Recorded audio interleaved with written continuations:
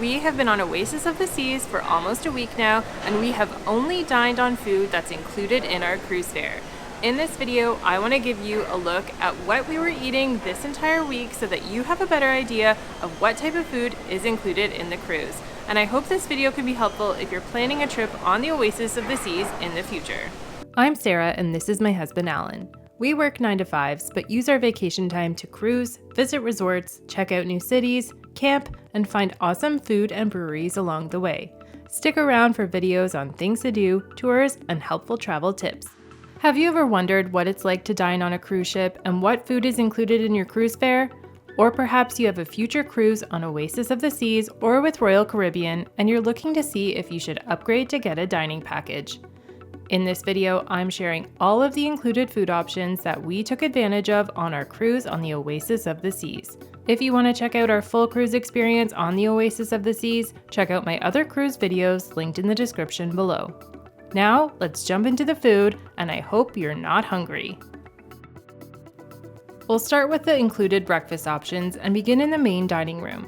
If you like a more relaxing dining experience in the morning, the main dining room might be for you. Here you can order off a set menu and have a more leisurely dining experience. We did have the drink package, so my mimosa wouldn't technically be included, but you can order coffee, tea, and juice with breakfast, and all of that is included. Alan got the French toast, and I went for the Eggs Benedict, and both menu items were pretty good.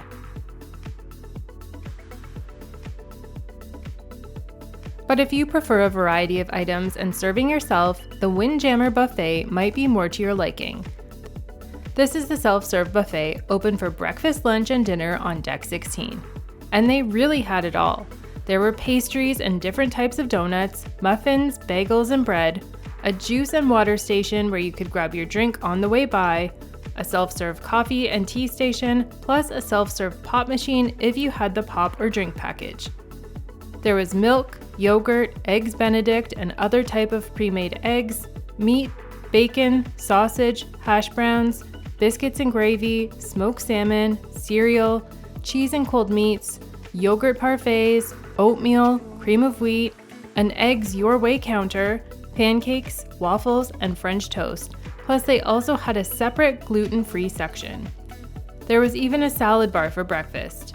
And there were also various whole and cut fruits and a condiment station. Like I said, there were plenty of options. And there are 2 sides to the buffet to accommodate all of the guests.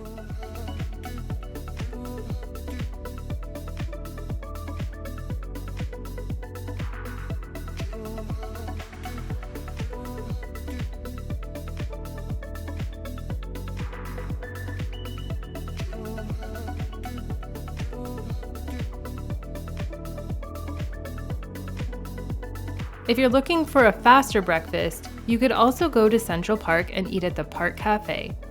We did this on mornings where we were in port so we could get off the ship more quickly. Here they had a bagel bar and pre-made breakfast sandwiches and wraps that were hot and ready to serve. Plus they had fruit cups, whole fruit, and some pastries as well that were all included in your cruise fare. And a self-serve coffee, tea, water, and juice station.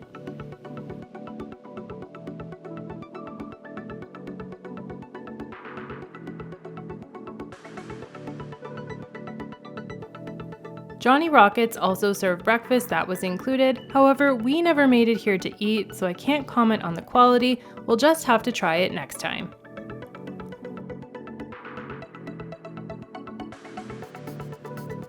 Now on to the lunch options, and we will start back on Deck 8 at the Park Cafe.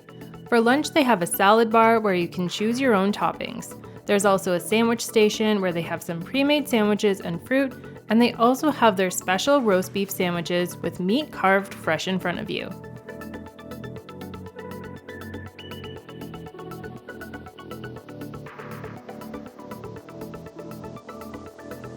They also had fruit cups, whole fruit, and some desserts like cheesecake and mousse.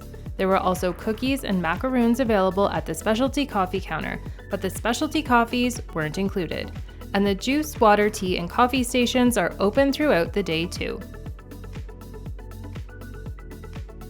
The Windjammer Buffet was also open for lunch and had a variety of options including hamburgers, hot dogs, french fries, vegetables, a salad bar, macaroni and cheese, various meats, rice, potato and pasta options. There was an Indian food station, a gluten-free station, and deli meats, cheese, and bread. We ate here a couple of times during the week and everything was pretty good. There was also a nice dessert station with cakes, mousse cups, and cookies. But one of my favorite places for lunch was El Loco Fresh, located on Deck 15. This is the Mexican restaurant.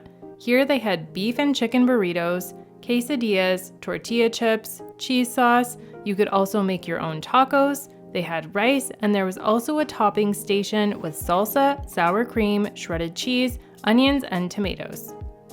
We pretty much tried everything here and enjoyed it all.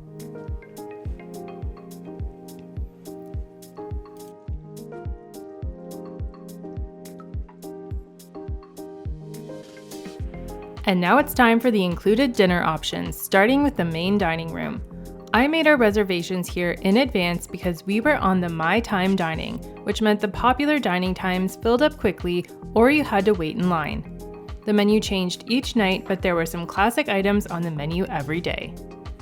Starting with appetizers, we had the roasted butternut squash soup with toasted pumpkin seeds, the French onion soup with melted cheese on top, and they did not skimp out on the cheese.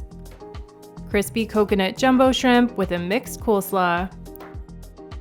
Alan had a gazpacho soup. I had the crispy Parmesan arancini with romesco dipping sauce, and Alan went for the golden polenta bites with a spicy dip that neither of us found to be spicy. On our last night, we had escargot in a garlic parsley butter, which were very delicious. And I should clarify, I had those, but Alan went for a French onion soup. And I also had a classic shrimp cocktail. For our mains, I tried southern fried chicken with buttery mashed potatoes and corn on the cob. Alan got the slow roasted prime rib with mashed potatoes, broccoli, sauteed carrots, and au jus. Next up, I got the classic beef bourguignon, which was like beef stew served with rice. And Alan had the roast beef tenderloin with mashed potatoes, asparagus, and a peppercorn sauce. This meal was a big hit with the hubby. That beef was cooked perfectly to his liking, and he loved the peppercorn gravy. The next night, I got garlic herb buttered tiger shrimp with mixed vegetables and rice. And my husband got a vegetarian option, the pesto tagliatelle. The following night, Alan got the lasagna al forno, which was a beef and cheese lasagna with a bechamel sauce, and I got the chicken parmesan. And on the best night of the cruise, I got the lobster tail with rice and vegetables, and one lobster tail is included per person. Alan went for the cheese tortellini in a cream sauce. You may be wondering, why didn't Alan get lobster?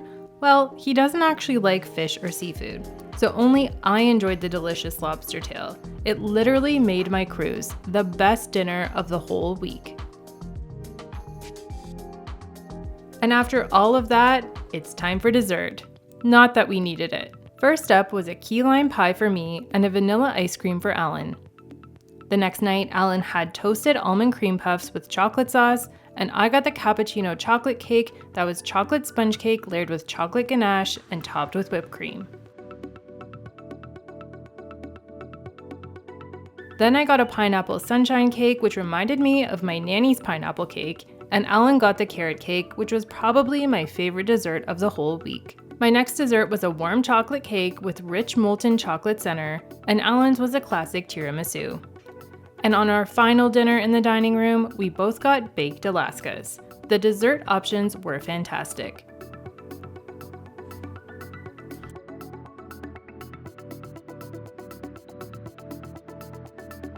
Now on to the Windjammer Buffet, and there were always robust options available for dinner, though we only ate here a couple of nights during the cruise.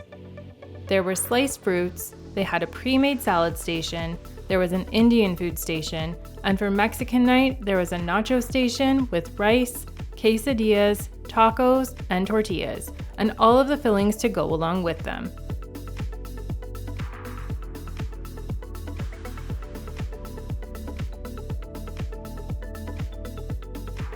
Plus there was corn salad, a make-your-own salad bar, deli meats and cheeses, carrots and celery sticks, and a fajita station. Each night there was a different theme, but there were some staples throughout the week.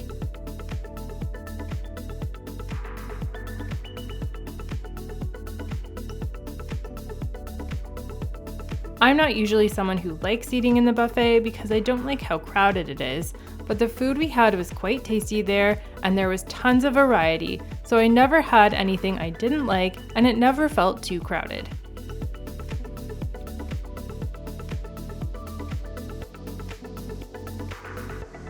And if that's not enough food, there are also snack options available throughout the day and night.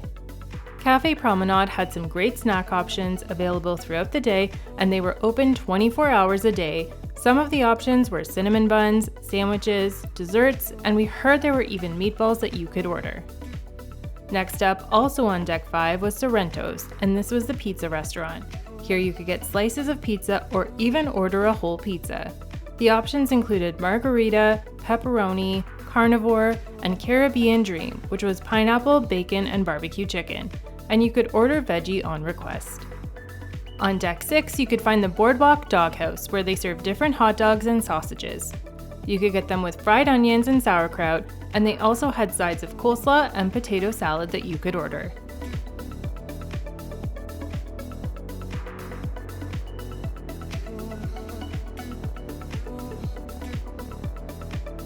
Another option for snacks was the Solarium Bistro. This was located in the adults only section, and you could actually get breakfast, lunch, dinner, and snacks there. Every time we tried to go, it was way too busy, so we never ended up eating there. With all of the options, we had no problem or complaints sticking to the food that was just included with our cruise fare. You absolutely do not need to get a dining package, but if you want to spend the extra money, they do have some excellent specialty restaurants on board. Well, there you have it. That's just a glimpse at some of the food that we ate while we were on the ship, and like I said, it was all included in our cruise fare. I hope this video was helpful for you if you were wondering what the food looks like and if you're gonna like it, and believe me, there were so many more options, we just couldn't eat everything, even though we wanted to. If you like this video, don't forget to leave a like, subscribe to my channel, and hit that notification bell so that you don't miss any of my upcoming travel videos. Thanks for watching, and I'll see you in the next one. In my upcoming videos, I'll be sharing our likes and dislikes and more about the activities and entertainment on board the cruise.